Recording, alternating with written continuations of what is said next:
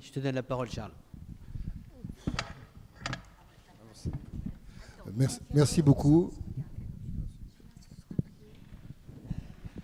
Bon, merci beaucoup et encore merci. Moi, j'ai passé un après-midi formidable et je voudrais reprendre rapidement certains éléments qui m'ont paru importants et me recadrer sur la loi, puisque c'est de la loi dont il est question et des vulnérabilités et même de la vulnérabilité de la loi, si j'ai bien compris. Alors, c'est vrai que la loi, on dit qu'elle est peu connue. Elle est mal connue, mais peut-être qu'elle est difficile à comprendre. Moi, je pense quand même qu'elle n'est pas si facile à comprendre. Et puis, est-ce qu'une loi va pouvoir tout organiser? En tout cas, on voit que non. Hein. Alors, mon propos va être de décliner certains aspects saupoudrage. Je parlais d'un saupoudrage de la loi, certains éléments que l'on retrouve partout. Et puis, je vais essayer de m'interroger avec vous très vite sur qu'est-ce qui est illusoire et est-ce qu'il y a des risques de dérive. Auparavant, je voudrais poser deux choses très importantes et qui m'ont fait très plaisir ici. On a beaucoup entendu parler de deux éléments, enfin un élément essentiel qu'on a beaucoup entendu, c'est la parole de l'homme. L'homme, en fait, est un être de parole. Et Sartre disait « je suis langage ». Et fortement, on en a beaucoup entendu parler. Françoise Chastan nous a bien dit ce que dit le patient. Il y avait... Quand elle dit « tant que je pourrai parler, je serai en vie », dit sa patiente. Donc c'est la parole, c'est la vie. S'il n'y a pas de parole, il n'y a pas de vie. Et d'ailleurs, la parole, elle a cette terrible, ou cette force formidable, elle peut être le début d'une violence, comme la violence s'atténue aussi en débutant par la parole. Donc elle a deux aspects très importants.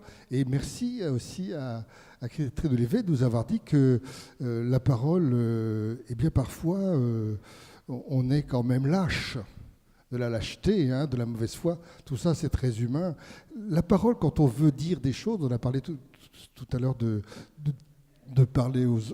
dire à l'autre des choses terribles, eh bien n'oublions pas que Hans Jonas nous avait bien parlé de la cruauté. La cruauté qu'un homme peut être dans une situation d'avoir une attitude cruelle en voulant dire tout ça pour dire que la parole, et c'est le centre de l'être humain, de nous tous, et qu'il faut être très, très, très, je veux dire, modeste par rapport à ça. Cette parole étant évidemment très incertaine et les autres vivantes, hein, comme l'a dit très bien nos collègues. Donc voilà, donc il y a quand même cette parole dont on a beaucoup parlé et qui me paraît essentielle. Et la deuxième chose, très vite, une seconde, pour dire que, bien sûr que l'homme, il est parole, mais aussi l'homme, il a quelque chose qui est tout à fait étonnant, c'est qu'il est technicien. Il adore la technique. Depuis toujours, la technique, il s'accroche à cette technique qui permet de nous apporter beaucoup de confort. La technique, d'ailleurs, elle est déjà là. Nos formations, elles sont techniques. Hein, derrière la technique modifie nos comportements, nos désirs. D'ailleurs, aujourd'hui, on a des choix incroyables, comme si le choix apportait de la liberté. Souvent, vous verrez que vous avez un choix considérable qui est plutôt aliénant que la liberté. Donc souvent, tu as fait allusion à la liberté et au choix. Ne faisons pas d'amalgame, hein, c'est pas si facile que ça. Bref, juste pour dire que je vais reprendre très vite un certain nombre d'aspects de cette loi, et notamment... Le premier article de la loi dit qu'il faut développer la formation en soins palliatifs. Alors moi, ce que je vois, ça c'est formidable, seulement, si vous voulez, ce qui est majeur dans la prise en charge des patients en soins palliatifs, c'est, encore une fois, c'est la parole et c'est le travail en équipe, c'est-à-dire l'interdisciplinarité. Donc si vous voulez enseigner l'interdisciplinarité, ben, vous devez le faire de façon interdisciplinaire, sinon vous allez louper votre objectif. Eh bien, malheureusement, beaucoup de formations en soins palliatifs ne sont pas du tout interdisciplinaires. D'un autre côté, on voit même des dérives. On voit même aujourd'hui un certain lobbying médical. On veut créer une filière en soins palliatifs. Oui, mais cette filière, on va la faire dans la faculté de médecine. Donc forcément, il n'y aura que des médecins, ou pratiquement. Et donc l'interdisciplinarité, elle est aussi un peu oubliée. Donc vous voyez, cette loi a une bonne intention de parler de la formation, mais cette formation... est-ce qu'elle n'est pas par moments un peu illusoire, voire avec des risques de dérive très importants? J'en arrive Alors, Marie de Hetzel nous a bien dit que la culture médicale n'a pas évolué. Ben, oui, c'est vrai que c'est très compliqué d'enseigner tout ça. Et je parlerai tout à l'heure de l'impuissance dans laquelle nous nous trouvons tous face à celui que l'on ne peut plus soigner. Donc, la deuxième chose que je voulais parler, c'était par rapport à la volonté du malade. Alors là, bien sûr, c'est très très important, la volonté du malade. Mais est-ce que cette volonté, est-ce que ça doit se passer par les directives anticipées? Dans ma pratique, je passe mon temps, et ce n'est pas si facile, il faut que je me le rappelle à chaque fois, que le malade, quelles que soient les circonstances, il a une parole. Il a une parole. Et beaucoup d'entre vous ont montré qu'il faut se méfier parce que les directives anticipées, est-ce que ce n'est pas une façon de ne plus se tourner vers la parole du malade? Quelles que soient les circonstances, le patient, il a quelque chose à nous dire. Tu as parlé tout à l'heure tu en as parlé des directives anticipées où tu as dit que, et je crois tout à fait que c'est une marque de défiance. Et on entretient une marque de défiance, alors qu'on sait que le soin commence par la confiance. Il n'y a pas de confiance, il n'y a pas de soin. Tu as même dit aussi qu'est-ce que c'est que ces formulaires de directives anticipées et vers quoi ils nous emmènent? On suggère les réponses. Enfin, voilà, il y a des dérives tout à fait possibles dont il faut se méfier. Mais d'un autre côté, la directive anticipée, la volonté du malade, il va l'écrire, c'est formidable.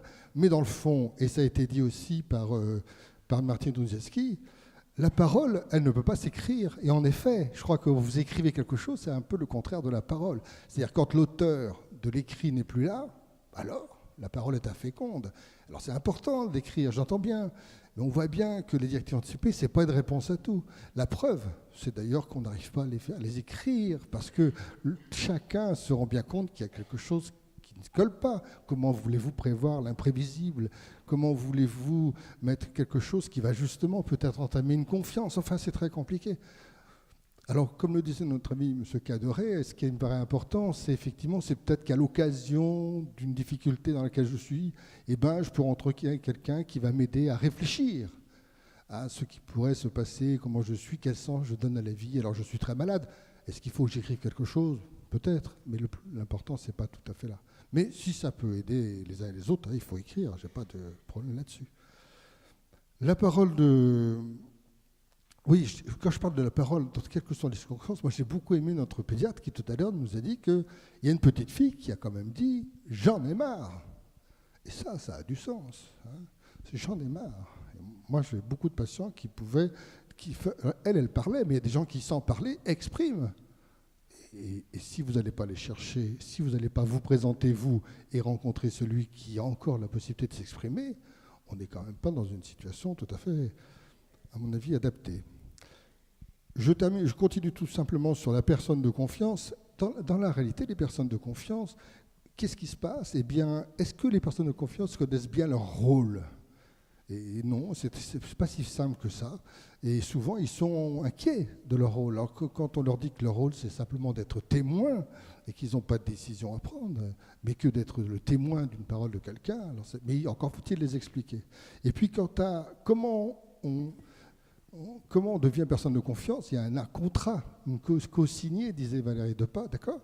Oui, c'est pas si simple. Donc tout ça encore, on est dans une illusion d'avoir la parole de quelqu'un, mais cette personne, à quoi elle s'engage? Encore faut-il l'accompagner. Accompagnement, c'est un mot que j'ai beaucoup entendu, là, c'est avec nos pédiatres et nous je l'ai répété là, mais que je trouve que je n'ai pas toujours trop assez entendu. Donc les proches, c'est pareil, ils doivent être accompagnés et leur témoignage est important, mais encore, est-ce qu'on les écoute? On le voit bien. Pourquoi on s'ennuie? On parle de directives anticipées. C'est peut-être aussi parce que les malades et les familles sont peu écoutés. C'est vrai. Alors est-ce qu'une loi va permettre que les malades soient écoutés par les professionnels? Je ne crois pas. En tout cas, il y a quelque chose de l'ordre de la culture et de la formation qui nous manque et de la difficulté à aller rencontrer l'autre. Évidemment que c'est très compliqué d'aller rencontrer quelqu'un qui souffre. Quant à rechercher l'accord des familles, c'est surtout quelque chose qu'il ne faut surtout jamais faire.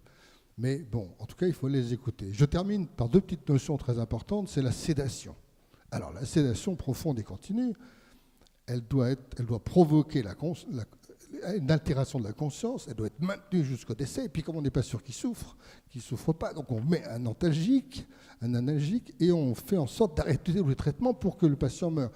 Il y a quand même, fort heureusement, j'ai entendu parler d'ambiguïté, de confusion, et on confond même, c'est incroyable, on confond la sédation avec l'euthanasie. Enfin, je l'ai entendu comme vous, hein, et cette ambiguïté est quand même terrible. Hein.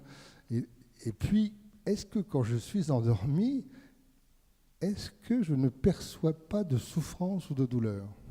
Il n'y a pas de réponse. Il n'y a pas de réponse. Donc, je crois qu'il faut beaucoup se méfier. Alors, en pratique,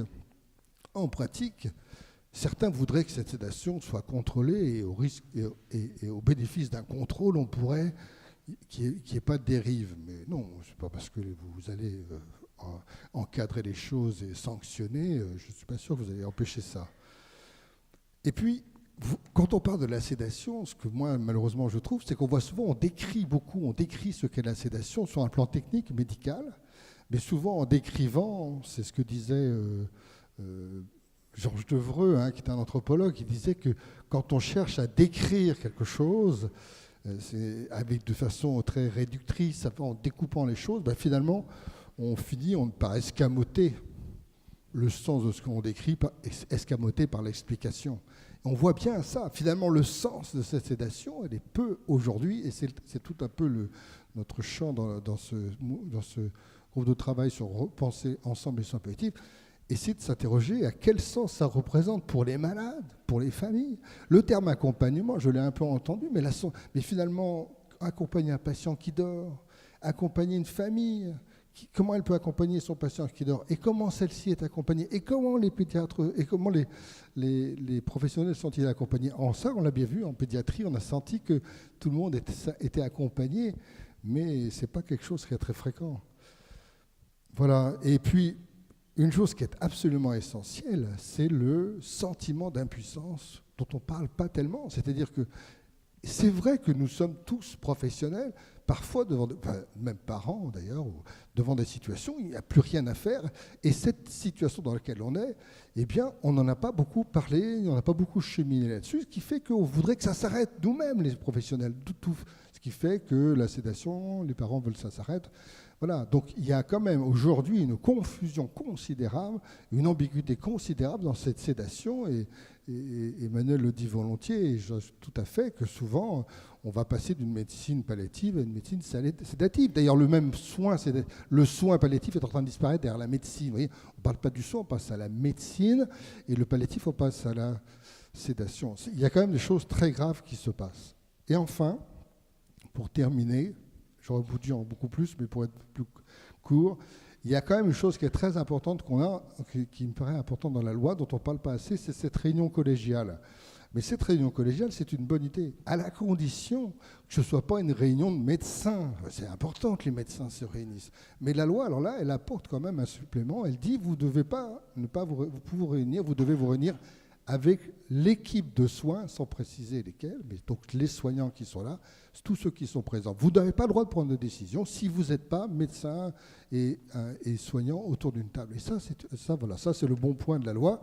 Mais dans la réalité, moi je vois que les réunions collégiales sont faites un peu à la va-vite, c'est pas debout, il n'y a pas vraiment de personnes extérieures, etc.